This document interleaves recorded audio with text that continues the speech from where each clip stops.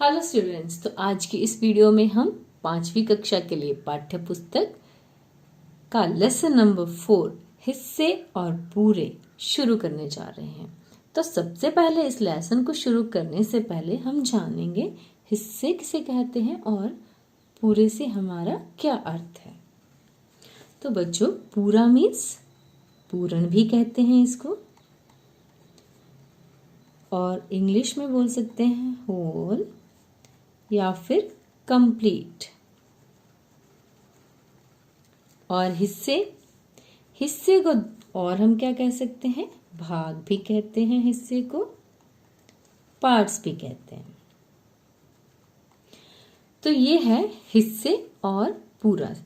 अब पूरा, कुछ चीजें जो हमारे पास पूरी की पूरी होती हैं उन्हें हम कहते हैं ये कंप्लीट है, ये पूरी है।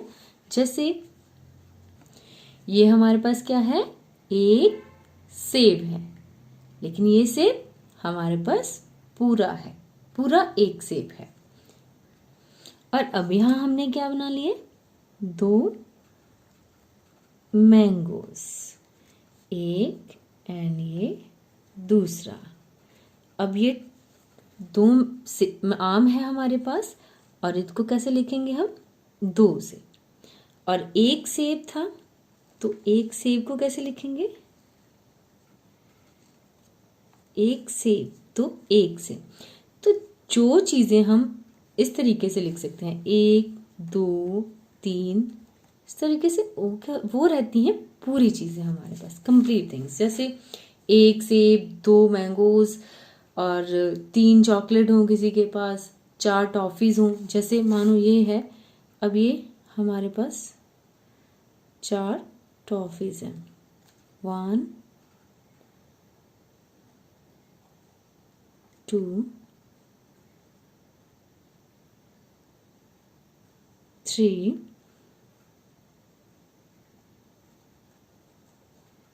And this is 4। ये हमारे 4 कैंडीज हैं। तो 4 पूरी पूरी हैं, तो ये 4 पूरी कैंडीज हैं हमारे पास। तो बच्चों, एक सेब था, एक ही बच्चे को देना था, फिर तो हम इसको, उस बच्चे को पूरे के पूरे सेब को दे सकते हैं, दे दिया। लेकिन अगर सेब एक है और बच्चे 2 हैं, दोनों को हम सेब देना चाहते हैं, फिर क्या करेंगे, और दोनों बच्चे भी चाहते हैं कि हमें सेब खाना है, फिर क्या करेंगे, हम दे सकते हैं। हम क्या करेंगे, इस सेब को बीच से काट देंगे, 2 बराबर भाग कर देंगे इसके, और एक भाग एक बच्चे को दे देंगे, दूसरा भाग दूसरे बच्चे को दे देंगे। इट मीन्स जब हमारे पास चीजें कम हो और उस चीज को हमने ज्यादा लोगों में बांटना हो, तब हमें उस चीज के हिस्से करने पड़ते हैं, भाग करने पड़ते हैं, पार्ट्स करने पड़ते हैं। तो हमें जरूरत पड़ी चीजों के हिस्से करने की।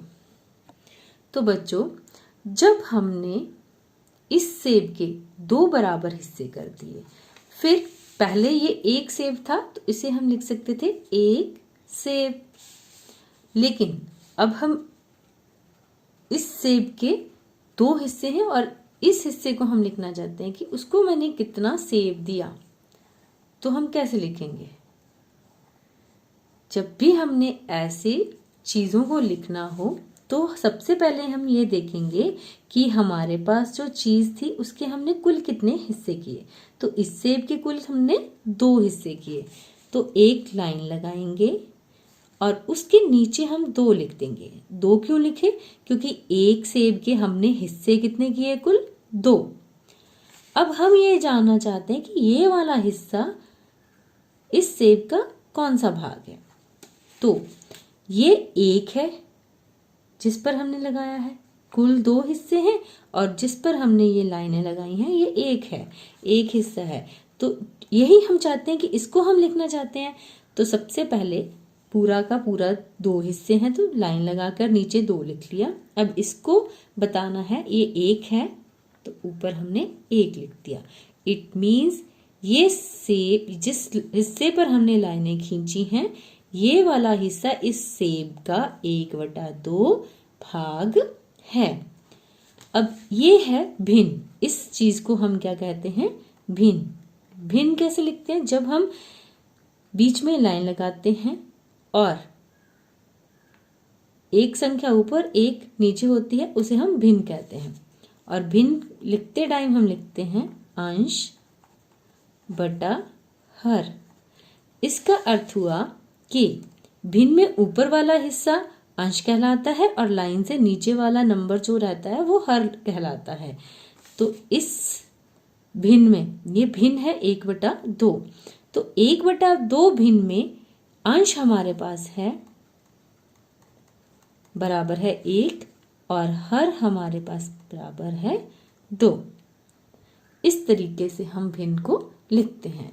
तो भिन्न क्या होगी? भिन्न को कैसे हम बता सकते हैं? भिन्न किसे कहेंगे? तो हम लिखेंगे बराबर भाग में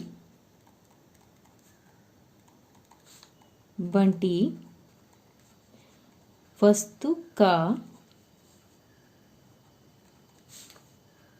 कुछ भाग भिन्न कहलाता है। यहाँ पूरी वस्तु लिख लेते हैं। पूरी वस्तु का कुछ भाग भिन्न कहलाता है। बराबर भाग में बटी पूरी वस्तु का कुछ भाग भिन्न कहलाता है। मीन्स इसका क्या अर्थ हुआ? इसका अर्थ ये है कि जैसे हमने एक सेब लिया, उसके 2 बराबर हिस्से किए, तो उन 2 बराबर हिस्सों का में से एक हिस्से को हमने 1/2 लिखा, तो इसे हम भिन्न कहेंगे। लेकिन यदि हमने, जैसे एक स्क्वायर है, इस स्क्वायर के हमने 4 हिस्से कर दिए, ये एक, ये दूसरा और ये तीसरा और ये चौथा, ये 4 हिस्से तो कर दिए हमने। और हम इस हिस्से को दिखाना चाहते हैं कि ये किस तरह से हम इसे लिख सकते हैं। तो ये इस भिन्न का कुल हिस्से 4 ऊपर 1, इस तरीके से हम इसको नहीं लिख सकते, क्योंकि ये तभी हम लिख सकते हैं यदि ये हिस्से जो किए थे वो बराबर होते।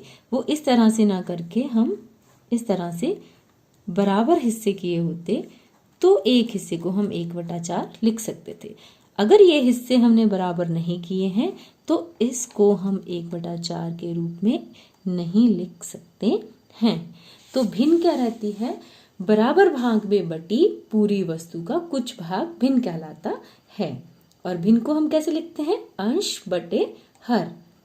जो भिन्न के लाइन के ऊपर वाला अंक रहता है उसे हम अंश कहते हैं और लाइन से नीचे वाले अंक को हम हर कहते हैं। तो आज के लिए बस इतना है। Thank you.